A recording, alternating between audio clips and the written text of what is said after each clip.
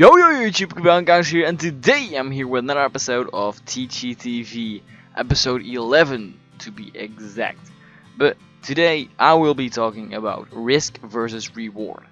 And you might think, oh, that's quite of a similar topic that you already covered, being predictions. Well, I wanted to cover this a little bit more because I've been hearing a lot of people complaining about the fact that, oh, I do predict, but I tend to predict at wrong times, which cost me the game, which is pretty unfortunate. So I wanted to make a video especially to those people, because that's basically a case of risk versus reward.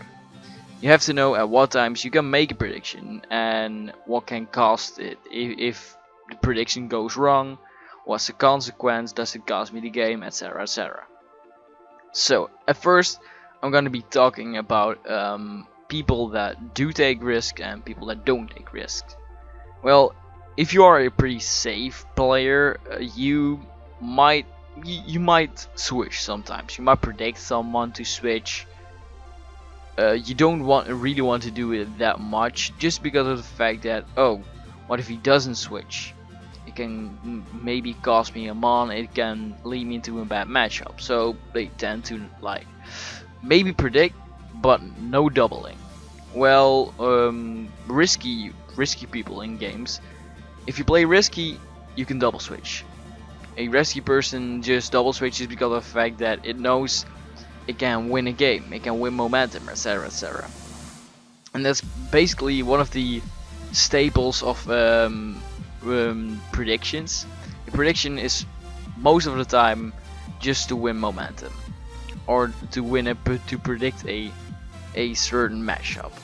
For example, if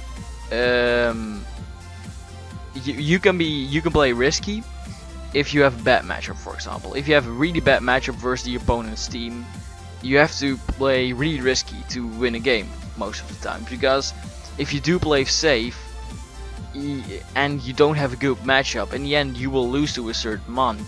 For example, you can break through those mons. You know that an opponent can at one point set up and win.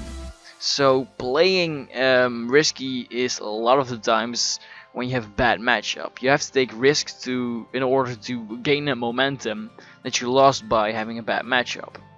So a lot of the times, if you do have a bad matchup, it's, in my opinion, better to play a little bit risky, just because of the fact that you can't naturally gain momentum that much, or for like 2 months max. Otherwise it wouldn't be a bad matchup. On the other hand, if you play safe, you will never risk a win condition. If you see like that one mon can sweep at a certain point, you're gonna be safe. You're gonna conserve that win condition of yours. For example, like a scarf mon or mon that outspeeds, to the end that you know that everything can get picked off, for example. But if you risky people, they sometimes stun with the win condition. They predict a double at a time where if you bring out a win condition, and if the opponent stays in or does something weird, it might cause that win condition. For example, a burn or something like that. If your opponent, if you predict your opponent to, for example, if your opponent has a Rodon washout and you want to switch into your Excadrill predicting a Volt switch, you might and that Excadrill can win you the game with like Scarf, Mold Breaker, Earthquake or something like that. Can you really risk it? Because sometimes it just predicts you and goes for the Will-O-Wisp. Your Excadrill gets burned, it gets weakened, and you might lose the match. So safe people won't exactly do that, but some risky people do that. And I feel like sometimes you have to do that, like I said, to gain momentum, or otherwise the opponent would gain that momentum and it might lead him into a position so he can win. But a lot of the times, if it really is your win condition, if it is that mon that can sweep, you shouldn't really stun with it. You should really pretty much keep it safe and really not predict around with that thing. Otherwise, it might just cost you a game, which would be a shame.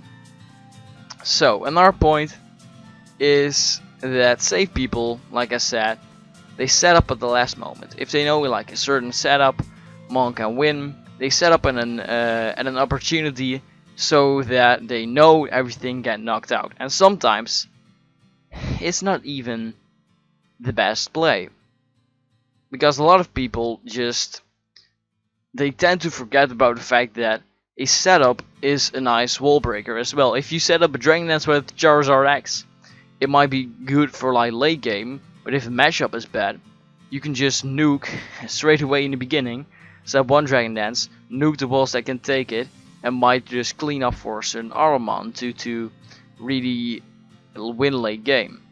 So in that perspective, risk versus reward, setup mons are quite tricky. You can choose either way.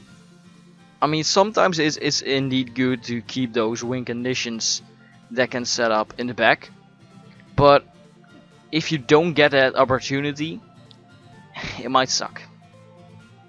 And if you get that opportunity early game, you might want to take it, because it might be the only time you can set up with that mon.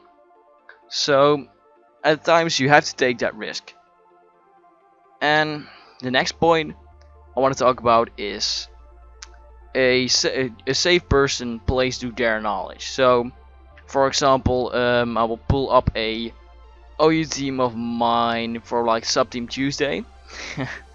Yeah, the first Sub-Team Tuesday I had a Keldeo, which was Mystic Water. Mystic Water, if you knock out a certain mon with a Scald, that a normal Scald Keldeo, because your opponent wouldn't see the life orb damage, so you would either be Scarf or Specs.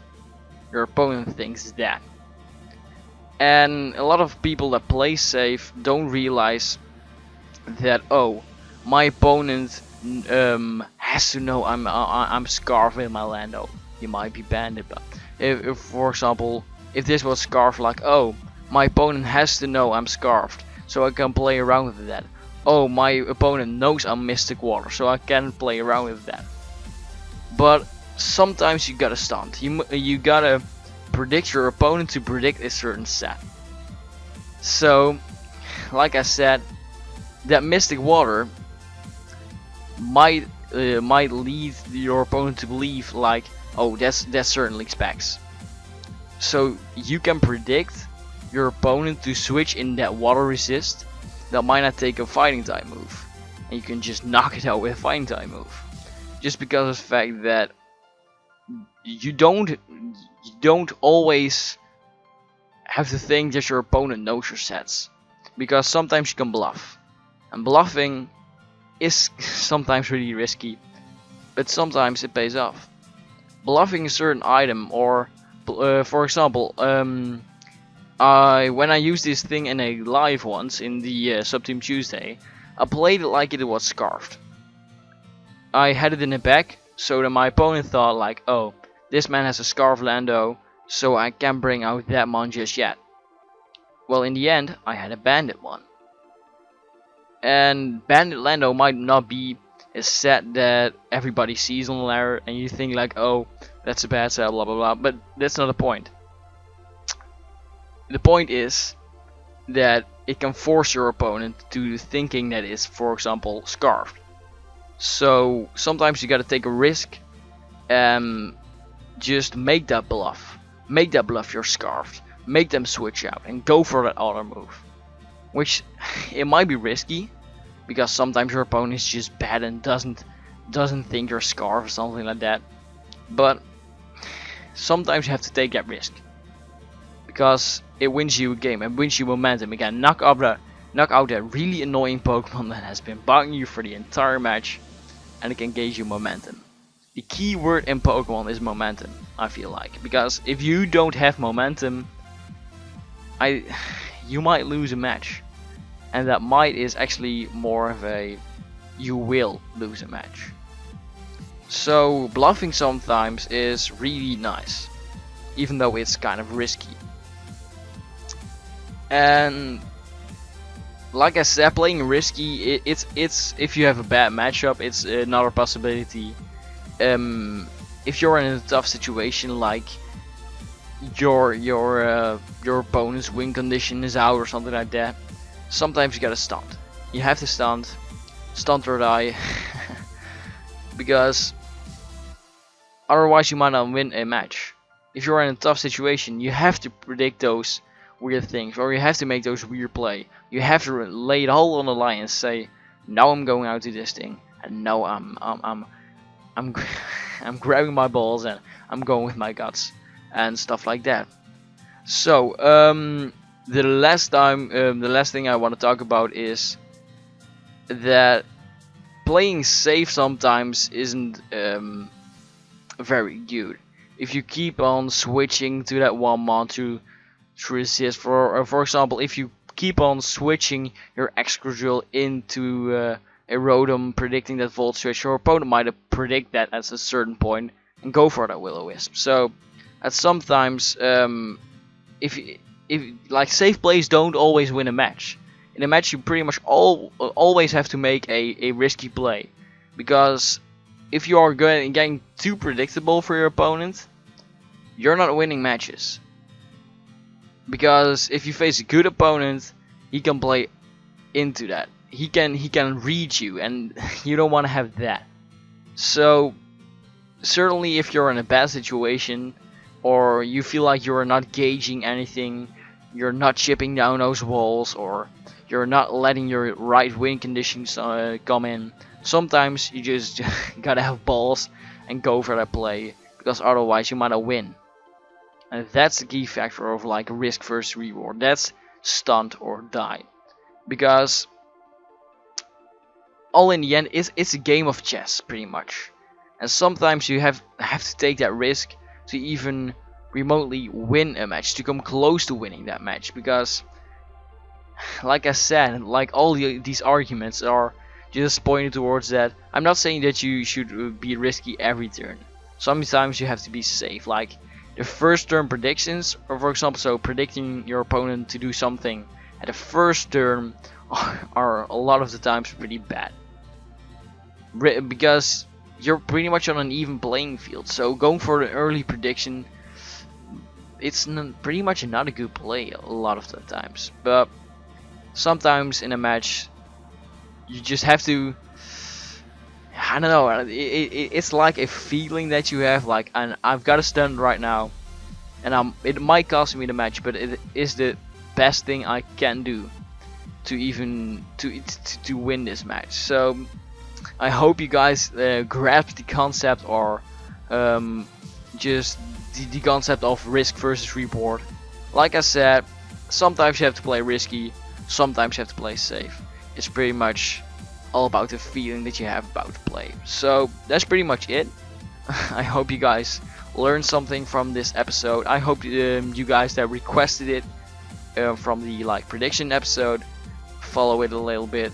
But if you don't, you can always leave a question in the comment section below, and I will see you guys in the next episode, which will be a sort of an update video. But I will see you guys later.